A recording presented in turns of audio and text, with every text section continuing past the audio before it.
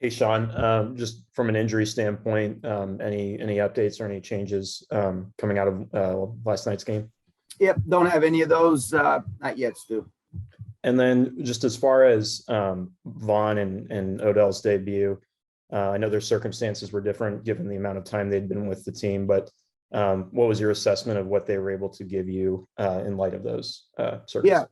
Yeah, I think Vaughn did a nice job. You could see kind of feeling his way around and, made some plays, and you could definitely feel his presence. I think for Odell to even be able to get out there and line up is a real credit to him. I mean, we didn't even have one full speed practice with him. So, these next 12 days will be really important to get him implemented, get him up to speed and figure out, a plan of attack to maximize our offensive players and to play better than the way that we have these last couple of weeks. And that's where my focus and concentration will be over the next few days. Thank you. Yep. Claudia. Sean, sorry about that. It's okay. The Niners defense did a good job on containing Cooper in the first half. How much did you have to adjust for the halftime? Yeah, they did a good job defensively. I thought they did a really nice job controlling the football, maintaining possession. And then, when we turn it over twice, that's a recipe for losses for us this year, especially in those first halves. And so, Cooper made a couple plays, made a couple uncharacteristic plays, but really as a whole, we just haven't been playing well enough offensively. You give the Niners credit. They did a good job and they deserve to win that game last night. Talking about the Niners, they talk about, that Trey Lance could be the future quarterback. Some people think Jimmy Garoppolo's career is almost over. Just how good was Jimmy Monday night? He did a good job. Jimmy's a good player. They've won a lot of games with Jimmy behind the center. I think he sees the field well. I think he can speed up his release at the top and see his teammates rallied around him. I respect Jimmy Garoppolo's game. I thought he played a good game last night. Thank you. You're welcome. Gary. Hey, Sean. Last night in your opening, remarks, you said that you guys we're going to come back freaking swinging. What specifically do you mean by that? I think I probably my emotions got the best of me. I almost said the wrong word there, and you guys would have been really bleeping everywhere. I just think, I don't know how to do anything else when our back's against the wall than just to come out and fight and really just work hard and try to be solution oriented. What I mean by that is we're going to look at the things that we need to be able to correct. I think the first thing is as a coach, let's look at some things that we can apply solution oriented plans to try to be able to have some tangible results that show up on the field. We are 7-3. We've got 7 games left. They never end the season after 10 games. But we do have to fix some of these things with some urgency. Guys have to play better. But I think the first thing that I always want people to do in our organization, Gary, is to look inward within the framework of your role. And for us as coaches, that's looking at the film, figuring out what we can do to accentuate our player skill sets, whether that's utilizing different guys, putting them in different spots, having, better game plans. And then it's our players' job to be able to go execute and apply these, solution-oriented plans that we're trying to give them. And so that's what I mean by coming out freaking swinging. I was just a little emotional after the game last night. In terms of a mental reset with this week and then next week of practice, I mean, is there any concern at all about, just a confidence problem when you lose 2 games like that against 2 pretty good opponents? Yeah, I don't think so because I know my confidence isn't lost. I don't think our players is, but I think what you want to make sure is that you are demonstrating reasons to feel confidence, whether that's drawing on previous experiences, showing them, okay, when these things haven't worked to our favor, why is that? Is this something that we can overcome? And giving them tangible evidence for why they should draw confidence on, hey, this is what we need to be able to go do. Let's go do it. But you don't just show up and say, yeah, I feel confident. You got to actually have some work that goes behind that. And that's where I look at it as, hey, we are on the bye. The benefit is you can get a little bit of rest. I can really kind of I plan on taking today to kind of just catch my breath and then attack it the right way so that when our players come back, they feel that there's some real work that's been done that can provide them with a blueprint to go have success and play the way that I know these guys are capable of playing. Thanks very much. You're welcome, Gary. Great. Hey, good morning, Sean. Morning. You had a good pass rush even before you got Vaughn, but it looked like the Niners mostly chipped away at you with some quick drops, some short routes to minimize the impact of the pressure, put the onus on your linebackers and DBs to make the plays. Is that a correct assessment? And if so, since it worked so well with the Niners also having a strong running game, obviously, is there anything you can do about that to maximize the impact of all the pass rushing talent you have, except not to fall behind and, get a lead and force offense to be aggressive? Yeah, I think you just said it perfectly, Greg. And I think the answer is you have to be more efficient on early downs so that you can minimize the opportunity for them to convert on shorter third downs in those windows. And then they did a good job creating after the catch. But, credit them. They had a good plan. They came out physical. They were able to sustain drives. They were efficient on third down. And I think because of that early down efficiency, that led to them being able to keep in alignment with that game plan. Whereas if you look at it in some instances for us, you get behind the sticks, you're not efficient on early down, you take penalties or things like that. And now you're playing behind the sticks, and the nature of which how you want to play is totally convoluted. And they were able to stay on track. And, when we can get people off track defensively is when really things can, be illustrated in a manner that's reflective of these guys really doing a great job rushing the passer, putting a lot of pressure on these offenses. And to their credit, we weren't able to do that as frequently as we'd like defensively. Yeah, and we've talked a lot about the million ways you use Jaylen Ramsey, how many great things he can do in this defense. But after the way that Monday night went down and all the third down conversions by San Francisco, all the big plays by their big playmakers, is there a part of you that would like to see your best defensive back straight up in coverage more often on the team's best receivers like Debo or maybe Kittle, particularly on third down, or is that still too oversimplified?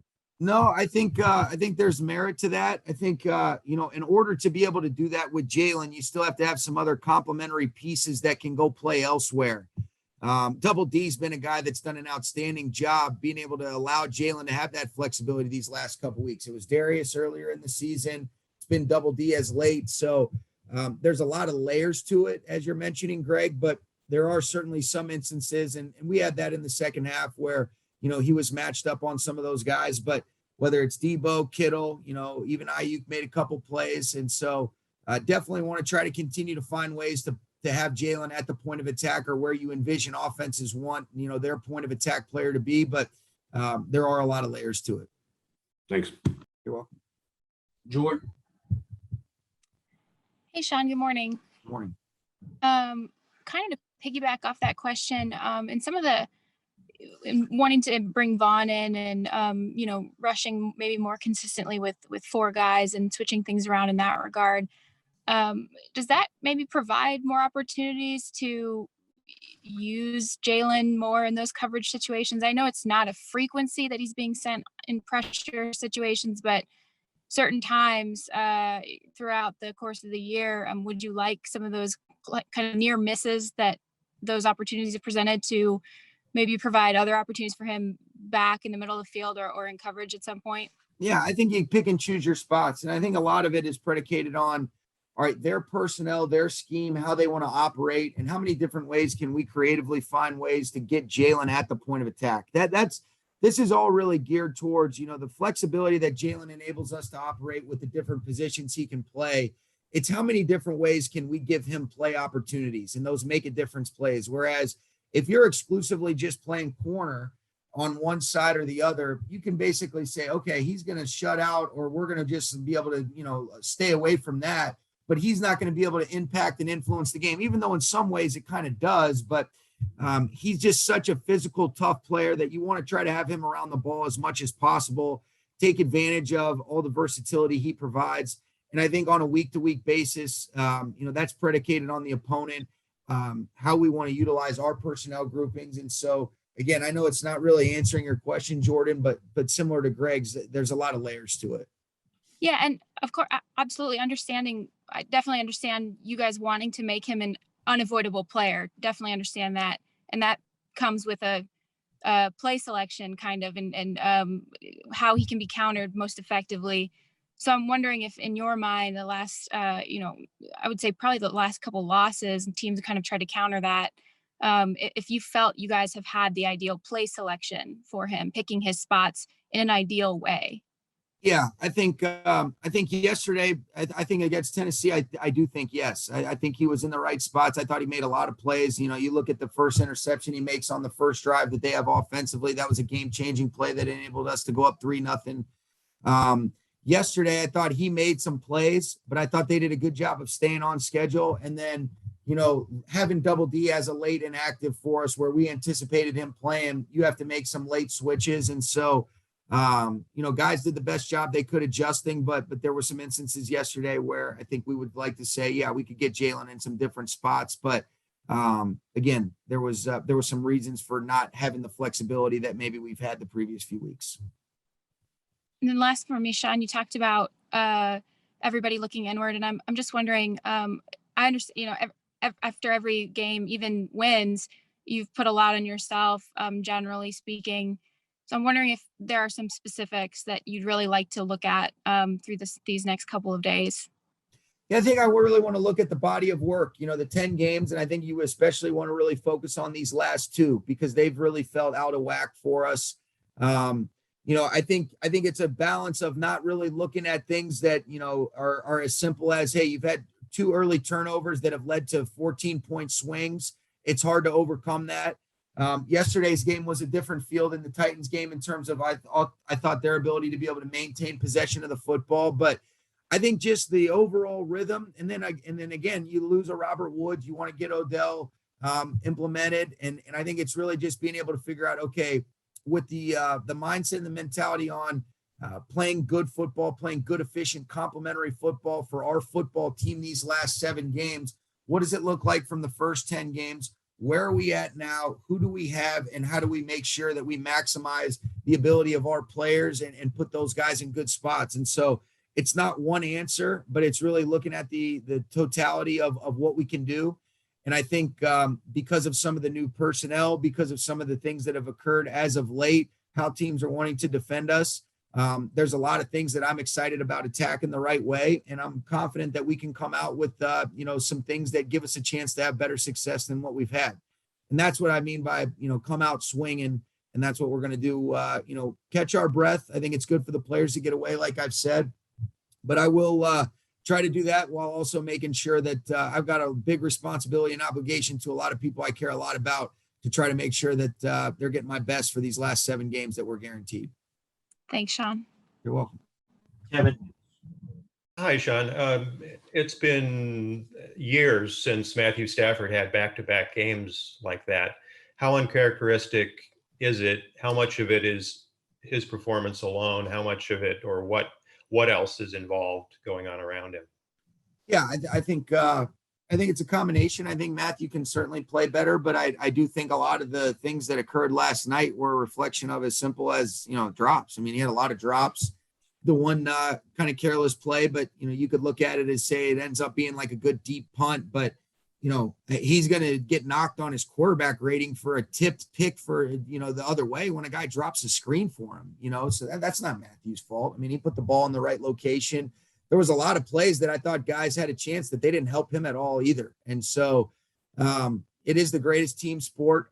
I expect that he can play a little bit better. I think there's some decisions, but I didn't think he got much help from a lot of really good teammates that I know can play a lot better. And then there's definitely some things that we can do to put him in better spots. So I think rather than just looking at the rating or whatever, I think you got to watch each play for its own entity and realize there was a lot more to it than maybe what a rating or just the stats simply say, because you need some help as well.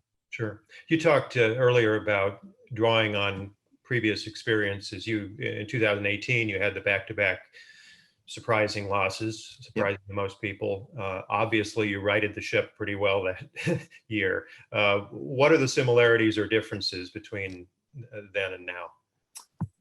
Well, that was a lot later on in the year when those 2 losses occurred. We had a chance to then say, let's finish up this season. You win those 2 games, you end up getting a first round bye in the playoffs. So we got a lot more football left. This coincides with the bye. Last year we had a tough loss going into our bye that was very frustrating, and thought our guys came out and they responded the right way after that. And so that's exactly what we're going to be looking to do. Football is such a unique sport, week in and week out. I mean, you just look around the league at the parity that exists. And so, I want to look at the full 10 games that we've played. I don't want to minimize the importance of you are only as good as your most recent game as well. And so you got to look closely at those things that haven't been up to the standards. And then again, you got to monitor, okay, how do we move forward with the players that we're going to be playing with?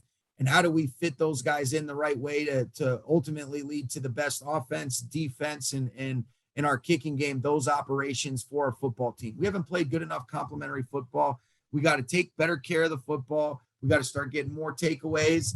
And if we do that, that's the main thing other than the points that leads to wins and losses. And that's a very simplified answer, but there's a lot of things that we can do. And I don't know how similar I can make, when we ended up losing to, Philly and in those back-to-back games in the 18 season, it's hard to draw on a comparison from that way. I think the memory is that was X's and O's, and the impression is that this is execution. Is that a fair? No, I wouldn't say that. I think there's it's certainly, I think that, players can play better, but I think there's a lot of things that we can do collectively to be better. And I think that's all encompassing to X's and O's, execution, utilizing different personnel's player skill sets. And so all those things will be looked at to try to ultimately be the best football team that we can be when we come back for our 11th game against the Packers. Very good. Thank you. Thanks. We'll wrap this up with Stu and then Gary real quick. Sean, going back to just looking at the 10-game overall body of work, what's your evaluation of each of the three phases in terms of both what you like and maybe what some areas of focus might be for you or even the staff as a whole, either during or coming out of the bye week? Yeah, I think it's hard to say right now because it's so fresh off of last night. I think I'll probably be better equipped to answer that question for you in a manner that's reflective of taking the emotions of last night's game out a little bit later on, where you can say, let's take a step back. Let's look at the totality of it. But let's also understand that, there is a trajectory on the season. And right now our trajectory is not going in the right way. Is that something that can be fixed? Without a doubt it can. And it's got to be fixed. And that's everything that we're going to focus and concentrate on over this next week. But we are 7-3 and, we're not an 0-10 football team, but we haven't played good enough to win. And I think I think we've got to play better offensively these last couple of weeks to be able to be the team that I think we're capable of. Defensively, I expect us to get off the grass better last night. But I think you give credit to the Niners. I thought they did a nice job executing, but I know our players have a lot higher standards and our coaches for the way that we can play without minimizing the credit that I think is due for the Niners. And then the kicking game, I think we've been up and down. I've been really pleased with our field goal operation. I think Matt Gay's been a real bright spot for us. And that's been a really important part of our team success this year. Thank you. Yeah. Hey, Sean, just to clarify on the injuries, have you not been updated yet, or are there some injuries that you're just not fully apprised of the extent of them yet? Yeah, I haven't connected with Reggie yet. I didn't have any, immediate concerns afterwards, but guys come in for treatment. And then after they get treated and things like that, Gary, or if there's anybody that came in where they woke up with something, then they usually get a scan. So have not gotten with Reggie on that information yet. So that's kind of why I don't have any updates, but there wasn't any immediate concerns after the game. Usually that's reflective of if there's anybody that's going to miss some time, but there have been times when guys come in the next morning and you say, oh man, get them a scan and maybe it reveals something that is not good.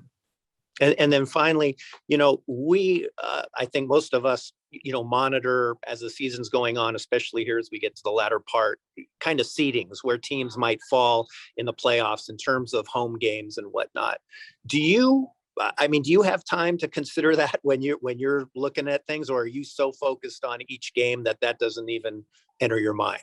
No, I know what's going on around the league, Gary, but I also know, just like when we've talked about this over the last handful of years, when you've asked kind of similar questions, if we don't handle our business, those seedings become really irrelevant. We got to figure out a way to play better football to even give ourselves a chance to be a part of that conversation after the 17 games that we're guaranteed. And so, the only way that you even are relevant enough to be in those conversations is if you take care of your business in the present. And this season has been especially relevant of that when you just look at the scores around the league and everybody's beating everybody. Really good teams are having surprising weekly results. I'd like to think that these are outliers that have occurred with us over these last couple weeks, and I'm looking forward to seeing how we come back after this bye and hopefully figure out a way to play better football. And I am confident with the people, the coaches, the players that we can do it.